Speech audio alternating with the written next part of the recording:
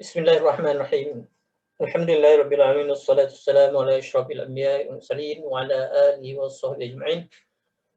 Qalu subhanaka la ilma lana illa ma 'allamtana innaka antal alimul hakim wa la haula wa la quwwata illa billahil aliyyil azim. Rabbi ishrah li sadri wa yassir li amri wa hlul 'uqdatam min lisani yafqahu qawli amma ba'd. Ustazah yang dirahmati dan juga rakan-rakan sekalian.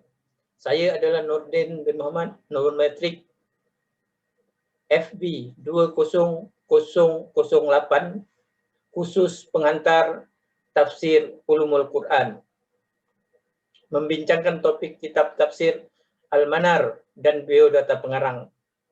Perbahasan tajuk yang pertama adalah pendahuluan, yang kedua objektif, yang ketiga kepentingan tugasan, dan yang keempat kitab Al-Manar dan metodologinya, serta yang kelima biodata pengarang, dan yang keenam kesimpulan. Jadi terus saja masuk kepada pendahuluan, yaitu Al-Quran adalah kitab wahyu yang diturunkan kepada Nabi SAW. Bahasa Arab Al-Quran adalah yang tertinggi dari segi kosakata dan kaedah penyusunan perkataannya. Oleh sebab itu, penafsiran telah dilakukan oleh Rasulullah SAW untuk disampaikan kepada sahabat secara lisan bagi mudah dipahami. Kemudian para mufassir membukukan tafsiran Al-Quran bagi memberi kepahaman yang tepat kepada pembacanya dan kepada umat Islam keseluruhannya. Masuk poin yang kedua, yaitu objektif. 2.1 untuk mengetahui biodata pengarang kitab tafsir tersebut. 2.2 untuk mengetahui kaedah penulisan kitab tafsir tersebut, yaitu kitab tafsir Al-Manar ataupun Al-Hakim. Yang 2.3 mengetahui corak yang digunakan dalam tafsirannya.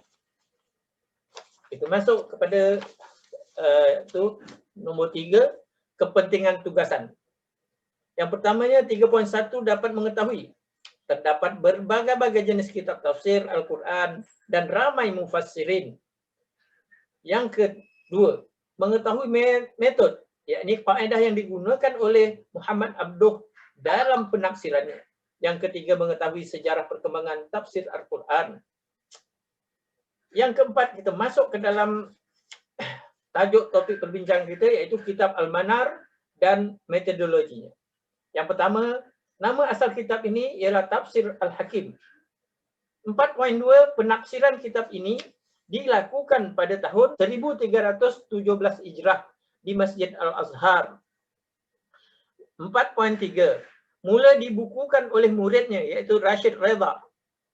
4.4, mengandungi 12 juz. Terdapat 500 hingga 700 halaman. 4.5, metodologi penulisan Muhammad Abduh, yakni Tafsir Al-Manar, metode tahlili Al-Birra'i dan adabi ijma'i dan ijtihad.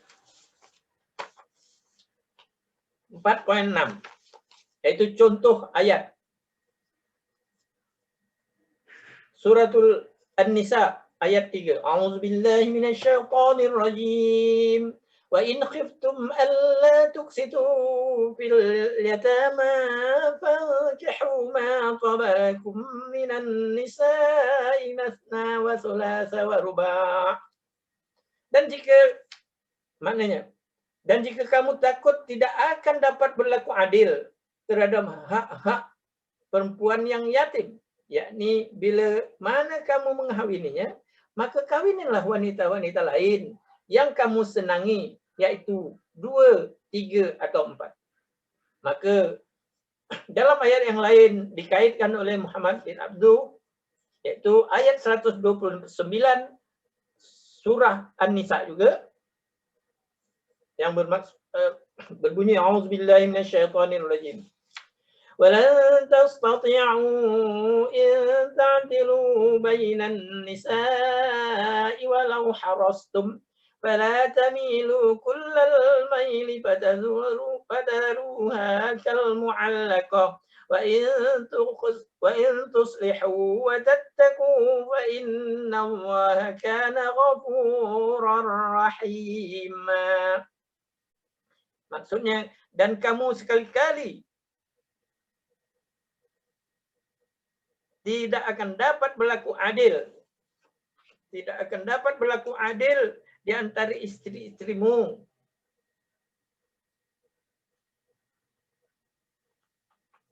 Walaupun kamu sangat ingin berbuat demikian. Kerana itu, janganlah kamu terlalu cenderung kepada yang kamu cintai. Sehingga kamu biarkan yang lain tergantung-gantung. Dan jika kamu mengadakan pembaikan dan memelihara diri, yakni dari kecurangan, maka sesungguhnya Allah Maha Pengampun dan Maha Penyayang. Dari dua ayat ini Muhammad Abdu mentafsirkan ayat dengan ayat. Kemudian beliau berijtihad untuk membuat hukuman poligami. Menurut beliau, poligami tidak boleh dilakukan sekiranya manusia tidak berlaku adil dalam pemikiran, tidak berlaku adil. Dalam pemikiran beliau sendiri, ini membuktikan bentuk tafsirnya adalah tahlili al-bira'i dan adabi ijtima'i dan ijtihad. Tafsir ini dapat dirujuk dalam kitab Al-Manar jilid yang keempat, halaman 339 hingga 375. Kemudian kita masuk poin yang kelima, yaitu biodata pengarang. Kitab Al-Manar dikarang oleh Muhammad Abduh bin Abdul Khairullah dan ibunya bernama Junaidah binti Utsman Al-Kabir. Muhammad Abduh dilahirkan pada 1266 Hijrah di Mahalat, Mesir, dan wafat pada tahun 1322 Hijrah di Iskandaria ketika berusia 56 tahun. Dilahirkan dalam dua fasa, yaitu zaman tradisional dan pemodenan, yakni dalam pemerintahan Ali Pasha sebagai Perdana Menteri ketika itu. Zaman pembaharuan inilah Muhammad Abdu dapat mencongkel ilmu-ilmu. Bapanya adalah seorang petani yang kuat agama. Bapanya menghantar beliau belajar tajwid Al-Quran di sana Masjid Al-Ahmadi. Beliau menghafal Al-Quran pada ketika berumur 12 tahun. Di sini beliau juga belajar ilmu fiqh, bahasa dan sebagainya. Kemudian melanjutkan pelajaran ke Universiti Al-Azhar di Mesir. Di Azhar, beliau belajar ilmu falsafah, geologi, ilmu matematik dan logik. Gurunya Syekh Hasan At-Ta'wil. Jalaluddin Al-Afhani adalah guru kepada Muhammad Abdu dalam bidang tasawuf, syarah Al-Quds, As-Siyasah Al-Makhtali. Tamat pengajian di Azhar pada 1877 Hijrah. Beliau pernah menjadi pengetua di Maktab Perguruan Tinggi Sultaniyah pada tahun 1884 Hijrah. Dan kemudian dijemput ke Paris oleh bekas gurunya, Jalaluddin Afghani. Mereka mula menulis majalah Al-Uratal Wasaqi. Tujuan penulisan beliau ialah, yang pertama, membangkitkan semangat patriot di kalangan umat Islam. Yang kedua, mengajak umat Islam berpegang kuat dengan ajaran agama. Yang ketiga, meningkatkan hubungan sesama umat Islam seluruh dunia. Yang keempat, memberi maklumat politik yang penting. Inilah biodata ringkas mengenai Muhammad Abdu, pengarang kitab Al-Manar. Prinsip-prinsip beliau, yaitu dalam pengarangan. Pertamanya adalah kaitan satu ayat Al-Quran dengan ayat yang lain. Wali ad-Din Al-Mahal membantah sekeras-kerasnya sekiranya ada orang yang berpendapat bahawa tidak perlu dicari hubungan ayat dengan ayat lain, dia menganggap ini adalah satu kesilapan dalam pemikiran. Perkembangan dan pandangan antara dua ayat lain yang berdekatan tema dan maknanya, penafsiran yang mantap dan sahih menurut Muhammad Abduh. Contoh surah Baqarah ayat 106, maksudnya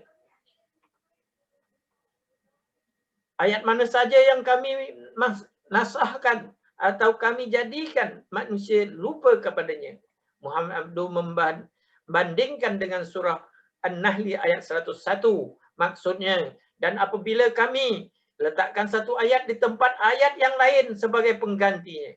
Dengan perbandingan ini, kesimpulan dibuat bahawa tema ayat yang disebut pertama bukan soalan penghapusan dalam konteks hukum sebagainya yang dipahami oleh kebanyakan mufassirin, tapi dalam konteks mukjizat para nabi dan rasul.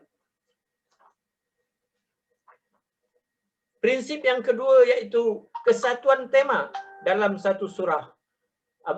Muhammad Abduh menjalinkan hubungan serasi antara satu ayat dengan ayat lain dalam satu surah. Prinsip ini mengaitkan ayat sebelum dan sesudahnya. Prinsip inilah yang didukung oleh Asy-Syaikh Wali Ad-Din Al-Malawi. Yang ketiga, prinsip yang ketiga itu bersandarkan kekuatan akal, berpikiran logik bagi menuju iman yang benar.